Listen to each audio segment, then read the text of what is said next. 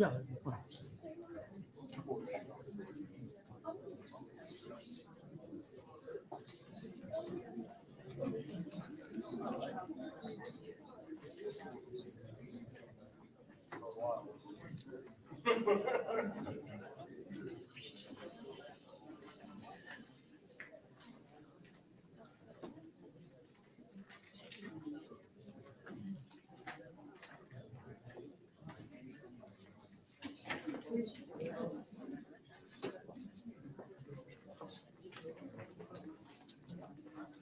Testing 1 2, testing 1 2, testing. 1 2, test checking, audio checking, 1 2.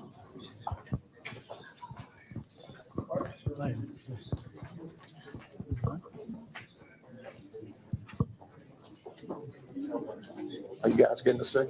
Checking 1 2, test check check. You're good. 1 2, test.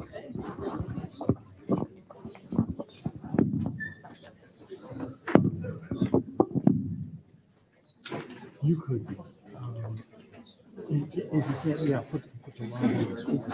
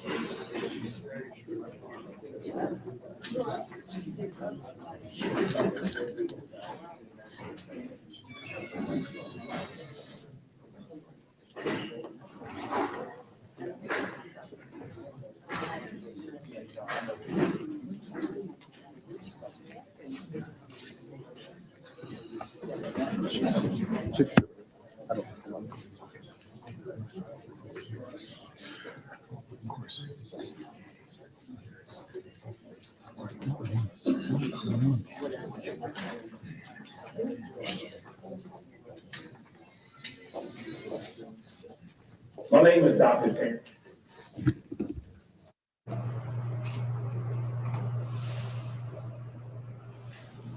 Hey, good morning, folks. I'm Myra Ansari here for Wave Now. We are going live to Simmons College right now where they're getting ready to start a press conference about their Open Doors initiative.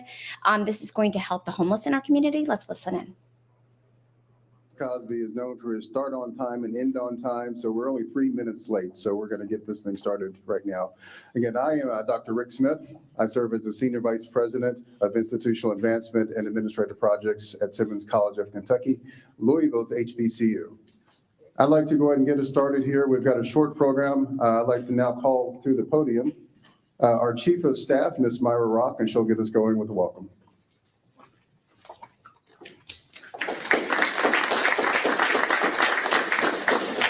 Good morning. Thank you so much for being here. At Simmons College of Kentucky, we are always working to improve the lives of our community and the lives of the students that we serve. And today is no different than that.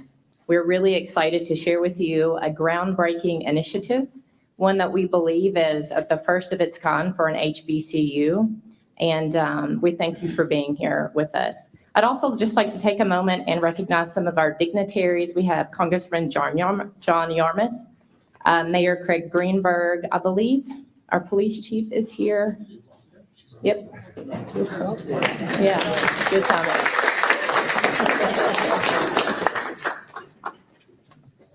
And several others. So thank you all very much for joining us. And at this time, I'll ask Dr.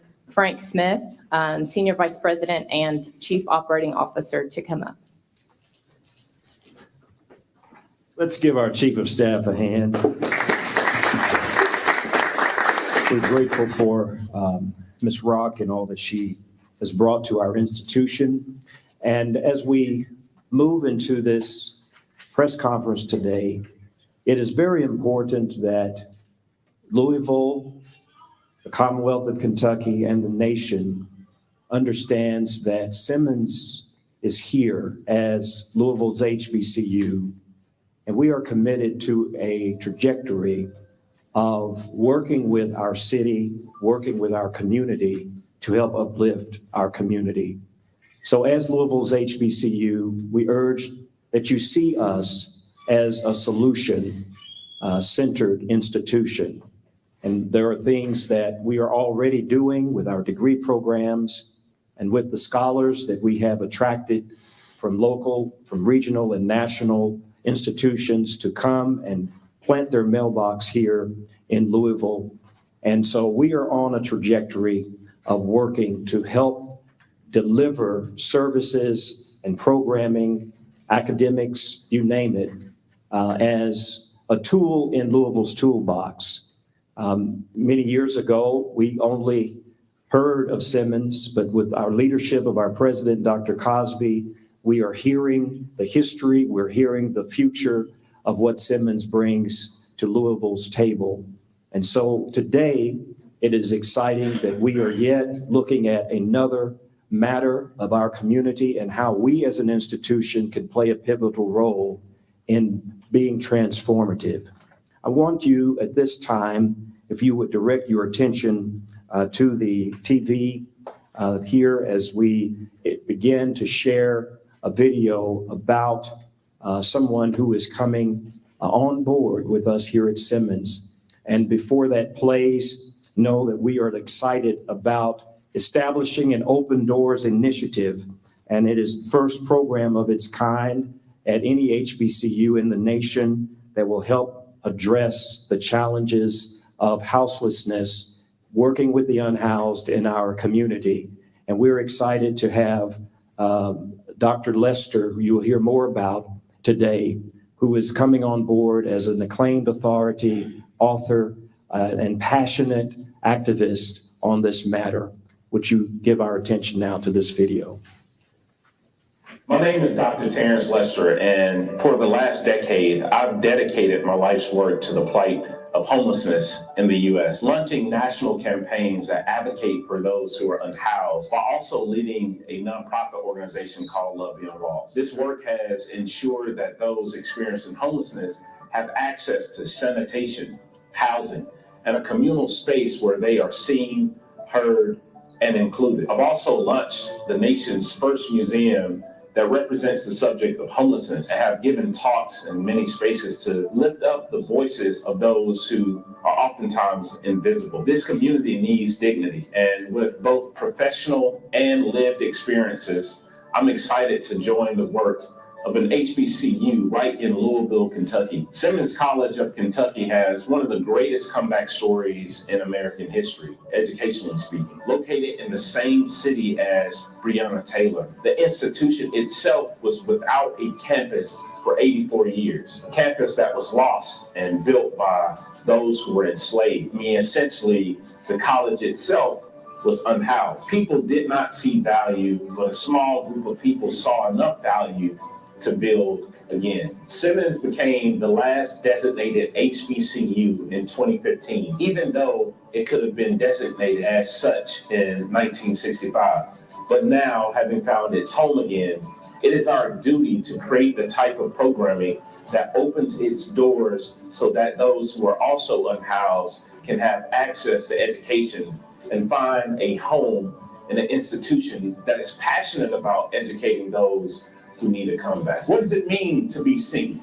You see, feeling invisible is not merely a threat to one's existence within a community, it's a threat to one's humanity and dignity. I know what it feels like, and I believe we're living in a time right now that empathy is the vehicle and the virtue muscular enough to handle the complexities of our day. One of the greatest forms of empathy and belonging we can say to those who are unhoused is, I see you. I see you in your struggle. I see you what you're trying to emerge from. I see you that you don't have anywhere to go. I see you when you're publicly sanitized. I see you. I see you gives a chance to describe and embody what M.L. King describes as the beloved community. Let us not do it without the awareness that acknowledgement itself is powerful. Let us not do it without understanding that presence is transformative. And let us not do it without realizing that when M.L. King talks about a world house, he's talking about the world being our address. We are dreaming of creating the type of institution where those who are unhoused have access to education as a pathway for their own comeback story. We hope that people see value and join us in this work.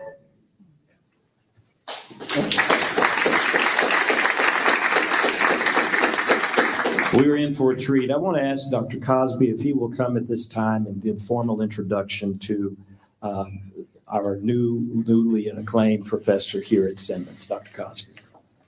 Thank you so much, Dr. Smith. And I want to thank all of our representatives who are here, and they're going to make a comment, for taking their time to join Simmons on this crusade to reverse what we should never get accustomed to.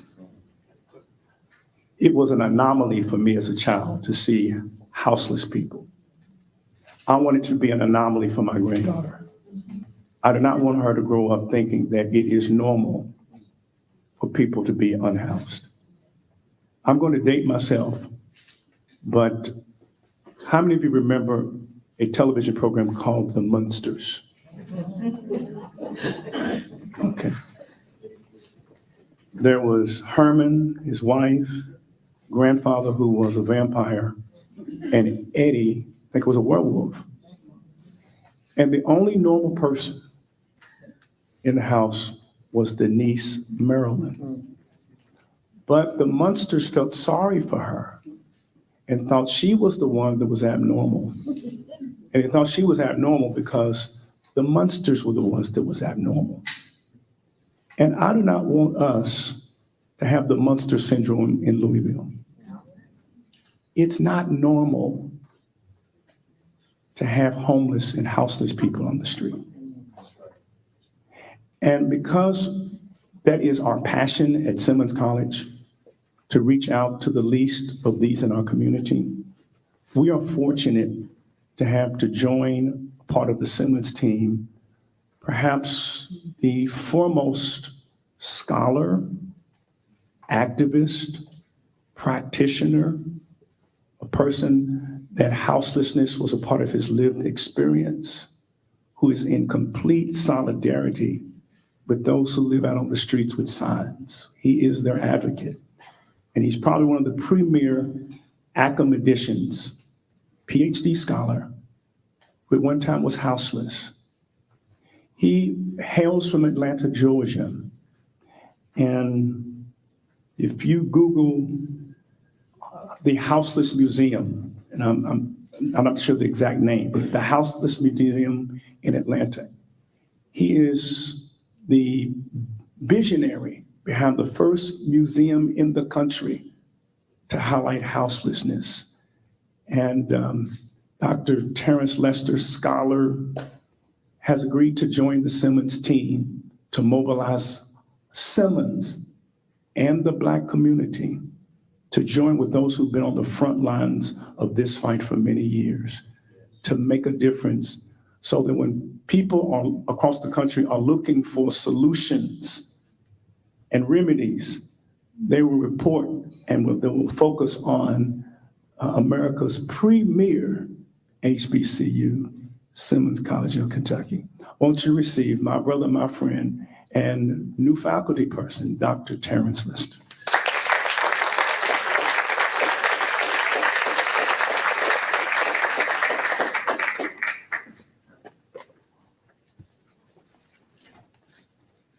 Today, I want to ask you a question. Have you ever had to make a comeback from something.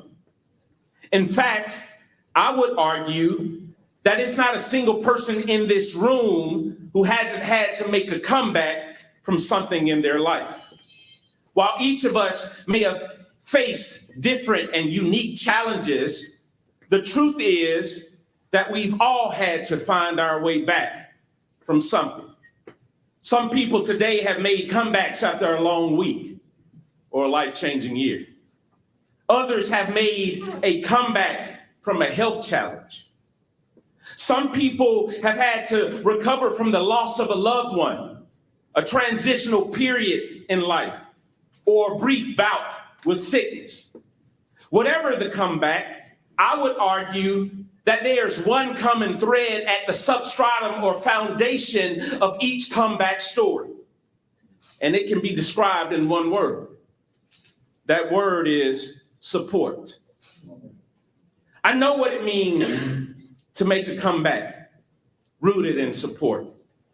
One part of my comeback story begins in the city of Atlanta, a moment when I was invited into a friend's home as a teenager on a night I was deciding to sleep in a park after running away from home. My friend's father opened his doors to me.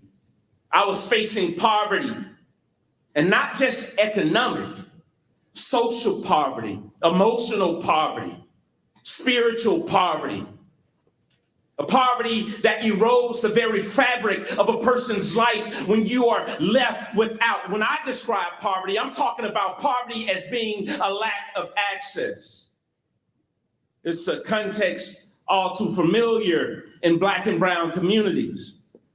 My challenges in my social location led me to drop out of school, but there was Mr. Moore, a man who understood that people experiencing struggle do not need distance, they need support. He offered me that support in the form of an open door. This brief moment of homelessness, the sacrifice and tough love of my mother after I dropped out of high school, coupled with Mr. Moore's guidance, I was encouraged to pursue education as a pathway out of my circumstances. Mr. Moore became more than a mentor. He became my community. He was the one I asked, should I marry her? Shout out to my wife who was here and my daughter. He pushed me to find the courage to put myself through college and later helped me to discover the potential I had to start an organization that has been nationally recognized, serving those who are in need of support, just like I needed support.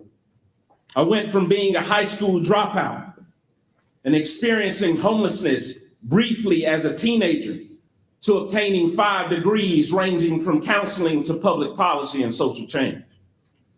Now, as a researcher, nonprofit leader, and public scholar, my PhD has allowed me to become a scholar practitioner, not just collecting data, but using the data to be proximate to the people who have been excluded. And I write and research on the very issues that I've had to overcome. For the past decade, I've led a nonprofit based in Atlanta, Georgia, called Love Beyond Walls, that has spearheaded national campaigns, helping people experiencing homelessness to get off the streets, gain access to resources. And I've mobilized tens of thousands of volunteers locally and nationally with their communities to be proximate to those who might be overlooked. I'm passionate about this because I understand what it means to be forgotten. I understand what it feels like to be in a space and people not understand that it takes more than just pulling yourself up by the bootstraps to overcome poverty. The reason I chose the work or to join the work at Simmons is that historically, as an HBCU, Simmons also knows what it means to experience a comeback. Educationally speaking, Simmons College of Kentucky has one of the greatest comeback stories in American history. Think about it. It lost its building, land, and managed to stay open with one program, a Bible program. It was without a campus for 84 years, a campus that was built by those who were enslaved right here in this city. Simmons had a comeback. It came back when it was able to reclaim its land and home again. It came back when it was accredited. It came back when it was designated as the last HBCU in 2015. It came back by creating more degree programs for students who look like me and may emerge from the same social location that I emerged from. It made a comeback. But now Simmons' mission is to ensure that those who are surrounding and live in this community also have access to a comeback too, especially those who are unhoused. But my question to you today, those who are in this space, how do you make a comeback when you're poor? How do you make a comeback when people publicly sanitize you? How do you make a comeback when you're labeled and targeted for what you're experiencing and labeled as a problem rather than a person being seen as a person who's experiencing problems? I'm talking about the type of support that empowers people with education to stand and say, I can look at my life that was been broken and look at all the shattered pieces in my life. And I can say right now today that education became the vehicle that was used to build my life back again. I'm talking about a comeback. It's a lot harder to escape poverty than we think. One article says in Atlantic that it takes 20 years to overcome poverty without anything going wrong, rooted in relationships. 20 years. On April 22nd, I was in DC standing in solidarity at the Supreme Court, hearing the case surrounding Grant Pass versus Johnson, a case that was heard by the Supreme Court for the first time surrounding homelessness in 4 decades. A case that could have nationwide implications for those who are unhoused, dealing with the invisibility in public sanitation. And we have seen states and cities follow the lead to punish the poorest among us who have nowhere to go, similar to bills that have been passed to exclude when there are still bed shortages and there are more people who are unhoused and there are beds available for people to sleep. Creating laws that target those who are unhoused is not a way to solve the issue. Data shows, research shows that punishment is not the answer, opportunity is. And my questions are simple today. How do you have a comeback when the resources are few?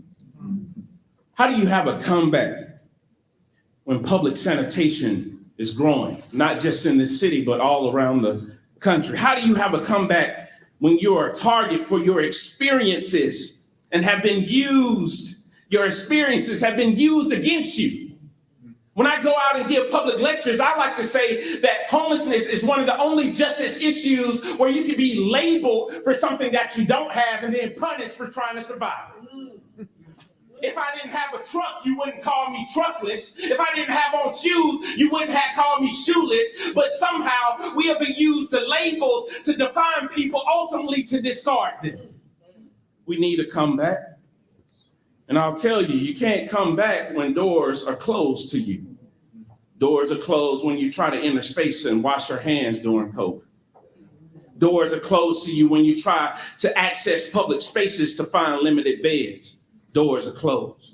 Doors are closed when you're trying to gain access, but the lack of hygiene and upkeep. I was just in Washington, D.C. at the National Watch Conference, and we were dreaming and thinking about ways to get water and sanitation and hygiene to impoverished communities and those who are unhoused. Because when you think about it, how do you keep up your hygiene when you don't have access to public restrooms?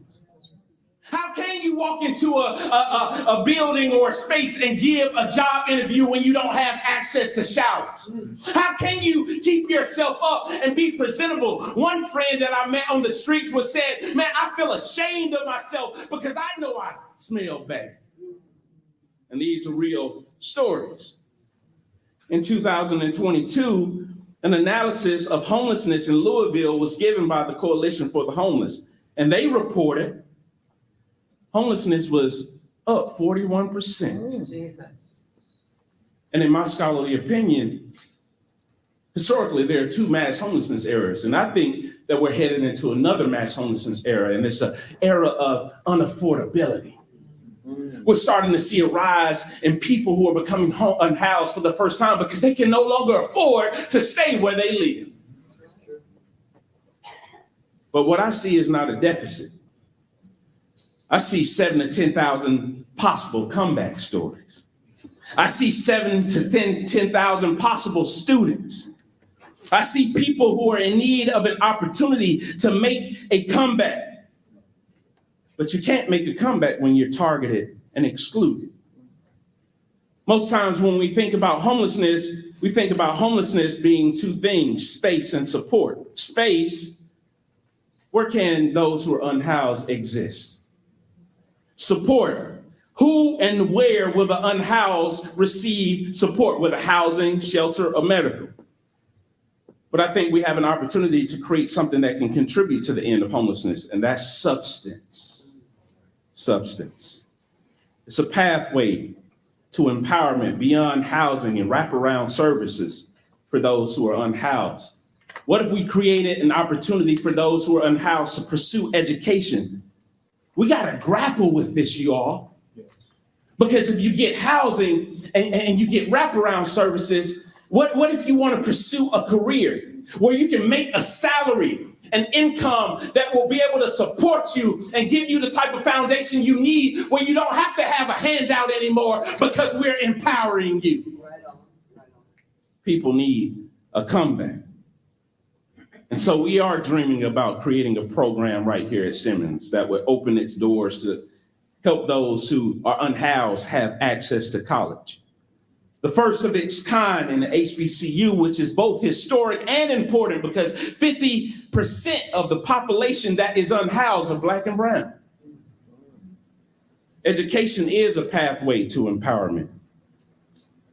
Think if each college across the country would open its doors to ensure that those who are unhoused could see education as a pathway out of homelessness. Think if they could go from a high school dropout to a PhD standing at Simmons College. Dream with me, because Simmons wants to open its doors, and the Open Door Initiative at Simmons is dedicated to empowering those experiencing homelessness through education access.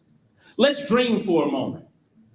What if education was offered in the spaces that people experiencing homelessness already are living? Shelters, community hubs, libraries, where we can create, we're going to start with a certification program that will help people get access to high school transcripts. When we see somebody standing on the street, we don't know if they went to high school or not. We don't know if they have college credits or not, but we need to know them and not just publicly sanitize them so we can give them a pathway out of the very struggle that we define them by. I believe by offering access to higher education, we could build something great in Louisville. If we all came together, I'm talking about the collective, dreaming about foundational courses that people who are unhoused can get access to a high school diploma, which would create a vehicle to onboard them in going to college. Giving them access to a quicker pathway to regain their identification cards. What if we create this program where we create a mailing system? I went online the other day and tried to fill out an application to get into college, and a mandatory requirement is an address. You can't even go to school without an address. What if we built a mailing system that was housed right here on this campus, where people who are unhoused can receive their mail just so they can have a pathway out of the very thing that we define them for? I'm talking about a comeback. A comeback where we don't define people based on where they are from, but we call out the goodness in them and set them up, because people don't become what you want them to become. They become what you encourage them to become. The Open Doors Initiative, it needs support. Imagine if we all collaborated and committed today. Government, shelters, local libraries, right here in Louisville. Learning programs, online, using technology. What if we partner with all these spaces to create this? But I think the first place we start is collecting data. What do I mean by that? We need to go out on the streets and not just do a census and count how many people we have, but we need to ask them what they need. What kind of certification do you want to get? Do you want to be a forklift driver? What kind of certification would you want? Do you want to become a chef? What kind of certification do you want? Do you want to play music? Because when we think about homelessness, we don't think about those people who are unhoused as having something to contribute to society. But what we're saying is we need to open our doors so people can have a comeback. Second thing, we need to collaborate with organizations who are already on the ground right here in Louisville and figure out what is it that they need. We can use spaces that are already here on the ground and create programs, because these organizations are already building relationships with the people that other people drive by each and every day. So I have a call to action. Your organization, come join us. Sign up as a partner. Let's create think tanks. Let's be a pilot for the nation to look at, where we're adding substance to the conversation, where people can one day stand up. We don't know what people can become if we invest in them. We don't know what people can overcome if we invest in them. And we got to think about it. Collaboration. We need collaboration. Help us make this first certification possible. Donate to Simmons. What if people who are unhoused could actually go through the educational process? I had a guy, Mr. Easton, I'll never forget, one of the reasons I'm standing here is because when I was pursuing my bachelor's degree, I was working in the warehouse, spending all my check. I had nothing to pay my rent. He came into my life and helped me pay for my bachelor's education. That gave me the boost that I needed to be here today. Today is his birthday, and he transitioned last year.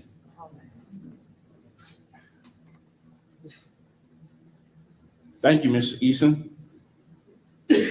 Donate and be a part of this pilot program. What if Simmons and Louisville becomes the place, the epicenter for colleges all around the country to look at and say, we need to open our doors too. Your involvement could set the stage for a new way of addressing systemic, educational, and housing challenges in the community. Thank you.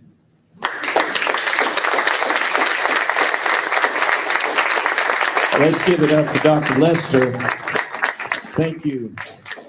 This is something, and there'll be much more to hear from this prolific author and professor, teacher that is a part of the Simmons Nation. I'm happy today that we have gathered, and with us today are several persons, as our Chief of Staff has alluded to. And we want to start with by calling our mayor up for comments, Mayor Craig Greenberg.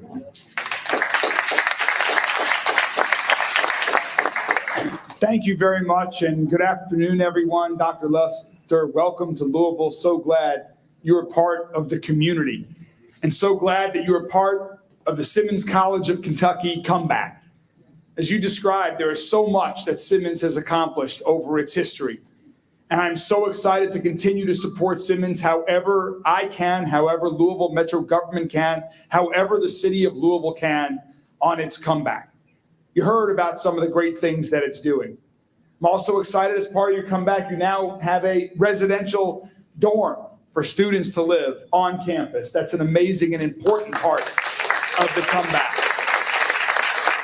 Simmons College has pioneered a second chance program for students to give folks that have served their time to our society a new opportunity in life that they all deserve. That is an important part of the comeback. And this program here, where there can be collaborations with an educational institution like Simmons, to address one of our biggest challenges of the day, to help and support those individuals who are currently experiencing homelessness have new paths in life, to achieve their hopes and dreams and opportunities, as Dr. Lester so eloquently just described. That is an amazing part of the Simmons College of Kentucky comeback. I look forward to continue to collaborate with Simmons, and I'm excited to work with you all on this initiative to address this important issue that's impacting far too many people in our city. Congratulations, and I'm excited about the future. Thank you.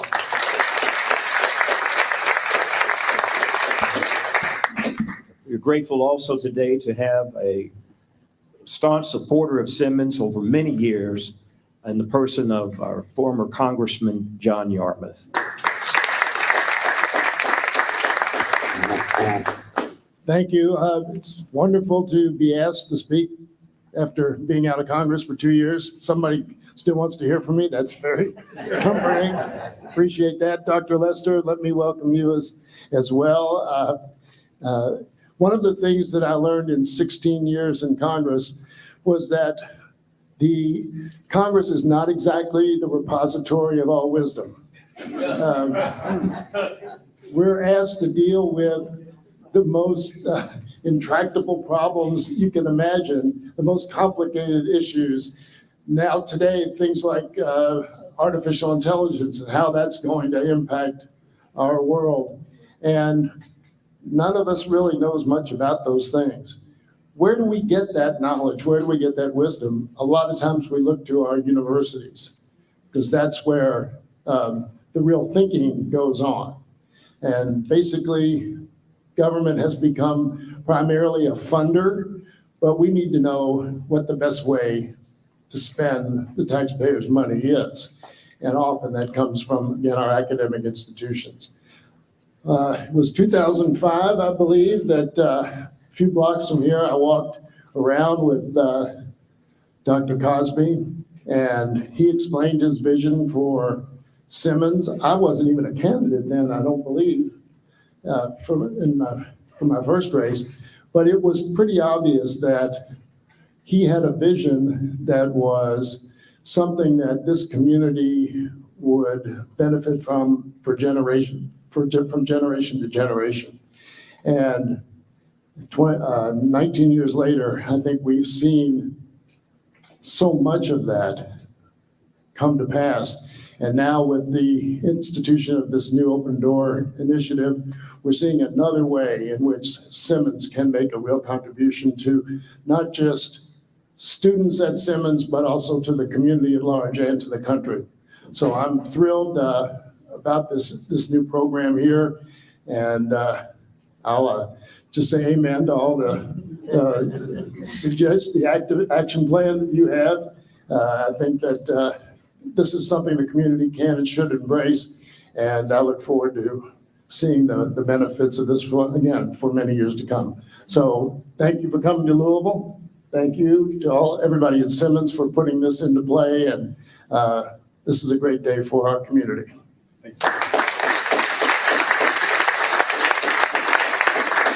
Thank you, Congressman. And now we are privileged today to have also our police chief, Chief Jacqueline Gwen Bolero. So glad to have you. Thank you so much for having me here. Good afternoon, everybody. To Dr. Cosby, thank you so much for allowing me to be in all of this great distinguished guests here today. And to Dr. Lester, thank you for your inspiring words. I'm just so appreciative that we're in a space within Louisville that we're seeing what the future can hold, and the possibilities are so endless. And I am grateful that I stand today ready to partner with you publicly and let you know that I am ready to be that comeback kid and on that crusade with you. LMPD is in a position now where if we want to continue to build the trust within the community, we got to continue to do the work. And what I will submit to every Louisvillian here and those that are hearing my voice today, if we did a poll There's so many of us that we're one paycheck away from being homeless. So therefore, we cannot stand in judgment of the homeless. We ought to be able to stand in judgment and stand ready for a solution. And so I am excited about where Simmons is going. I'm excited about, we are one of the top cities in the nation, that we're doing things differently because we see that difference and possibilities can happen in our great city. So thank you, and LMPD is ready to work.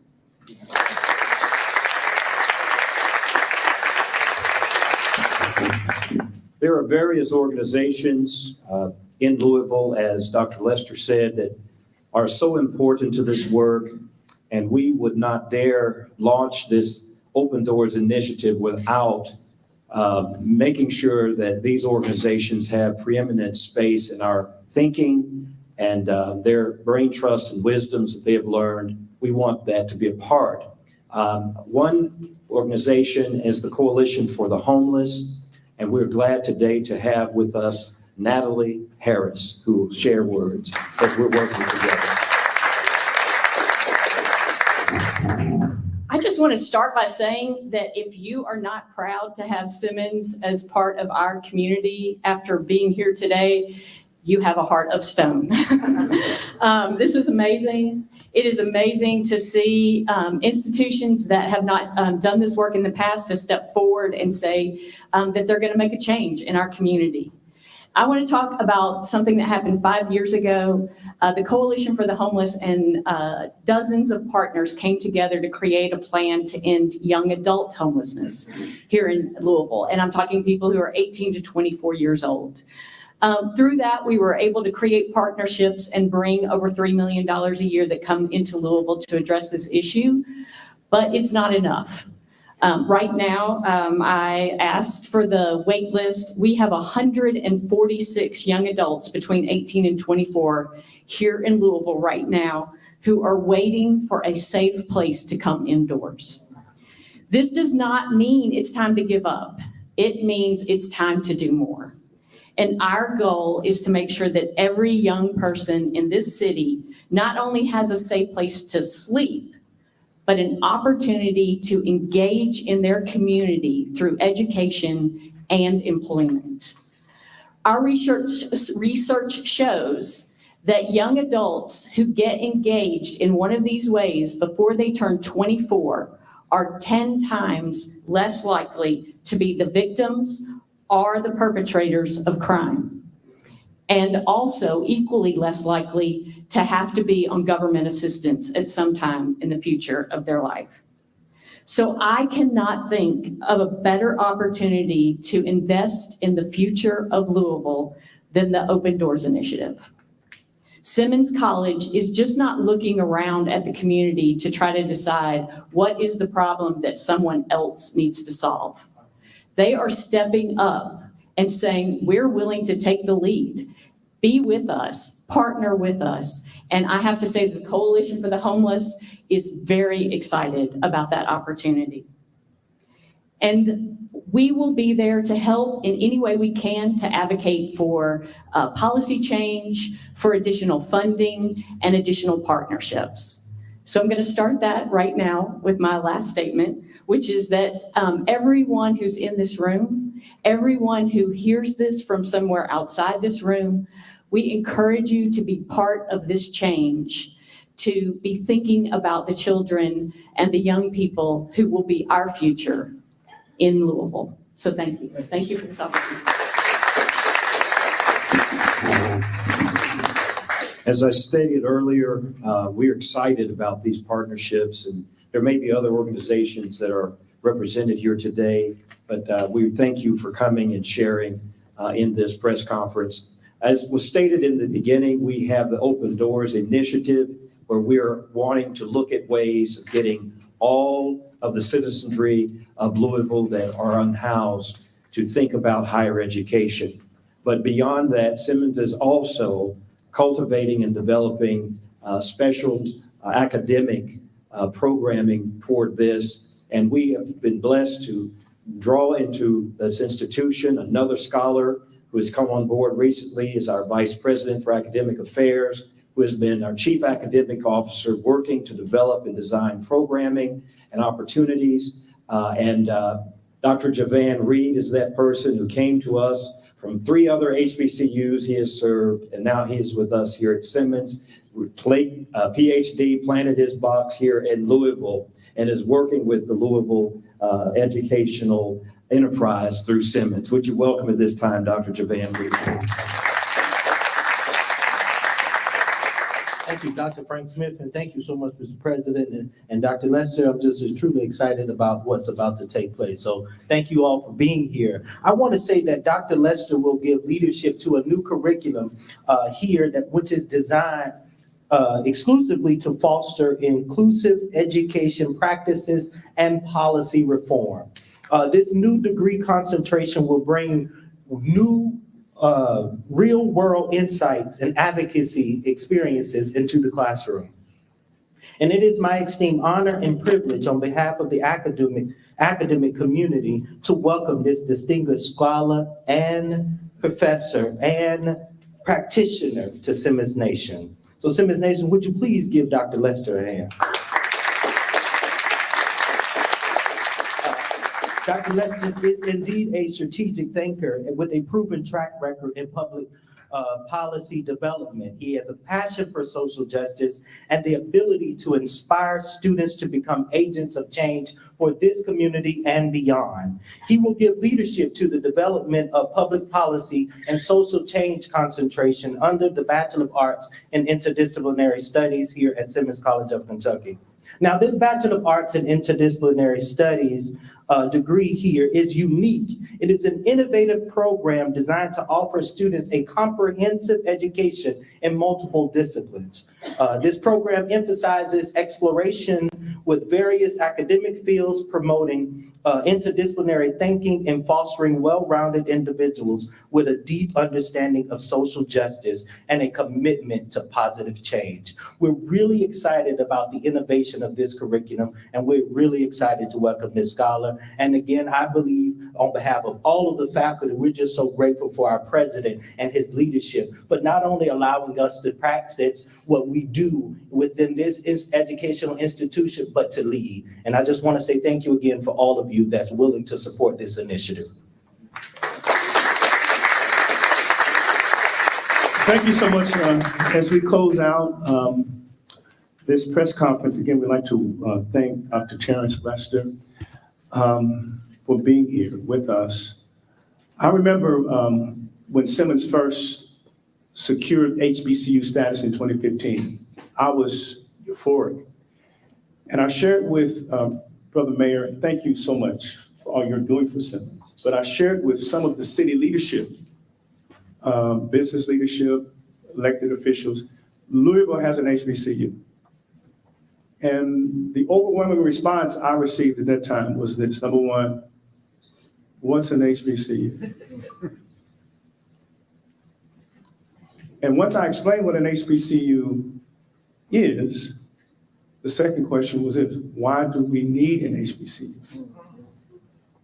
And one person had the gall to even say to me, what Simmons needs to do is to close and send those kids to a community college. And my response was, if Simmons closes, they're not going to a community college. They're simply going to go to Nashville, where there are 4 HBCUs, which is one of the reasons why Nashville is thriving, because of its educational institution. Simmons is attracting students to our city from 28 states. We will have our largest graduating class in my tenure Sunday, Mother's Day.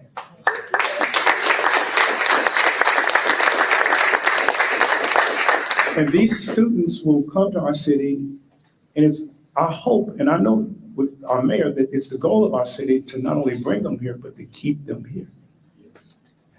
But not only are we attracting students and resources and creating jobs. When I started 20 years ago, we had no full-time staff. But now Simmons has 174 employees which makes Simmons the largest Black governed employer in the state of Kentucky.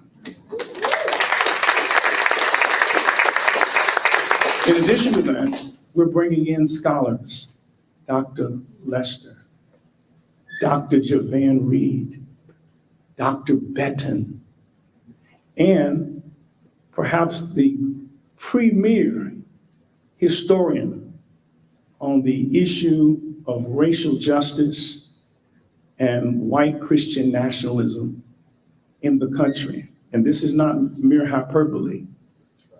If you had a copy, or if you looked at Time magazine, Saturday when the Kentucky Derby was taking place, there was an article in Time magazine on the history of Churchill Downs and the racial roots of Churchill Downs. And in Time magazine, and then it tells us who the author of this op-ed is, and that is Dr.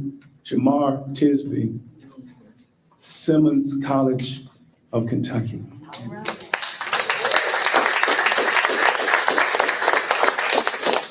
He is also a close friend with Dr. Lester, and he will close us out today and just close us out with some final remarks.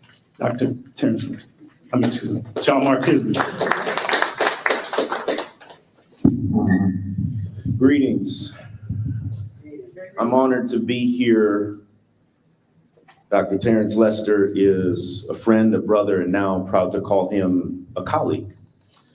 In many ways, he embodies the faculty tradition of Simmons College of Kentucky. I'm a historian, so I have to give you a little history lesson. In the shadow of the Civil War, now that emancipation was a reality for millions of Black people, one of their first pursuits when they tasted freedom was education. A group of Black Baptist ministers in this state came together and said, we need an educational institution that will embody our values. And you see them on the front of this podium: justice, empowerment, education, salvation. When Black people came together to enjoy and take advantage of freedom, the idea of education was never simply an intellectual pursuit. The idea of education was liberation. Or in the words of Dr. Lester, a comeback. Yeah. And so he embodies those principles as a faculty member, but I think even more uniquely, he embodies those principles of our students. Many of our students, society would look upon and predict them simply to become another statistic, with poor educational, social, and economic outcomes. They would write them off and seek to erase them from our society. Better to ignore them and pretend as if they don't exist than to give them access and opportunity. But Dr. Lester stands as an example of someone who, like our students, has limitless potential if they have an open door. If they have an opportunity. And so what you're witnessing here today is not simply the onboarding of another personnel to another college. What I think this day marks is the establishing of Simmons College of Kentucky and Louisville as a city, as a national pace setter on education leading to social transformation. I end with the phrase, the motto of the school, which our college president, the faculty and staff he's assembled, not least of which Dr. Terrence Lester, all strive to embody. Non palma sine pulver. No reward without struggle. Thank you.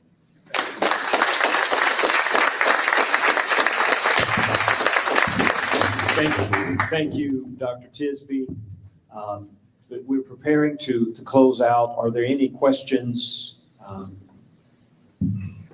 from the media? If not, feel free to approach any persons here after the press conference. Thank you so very much, everyone, for being here with us today.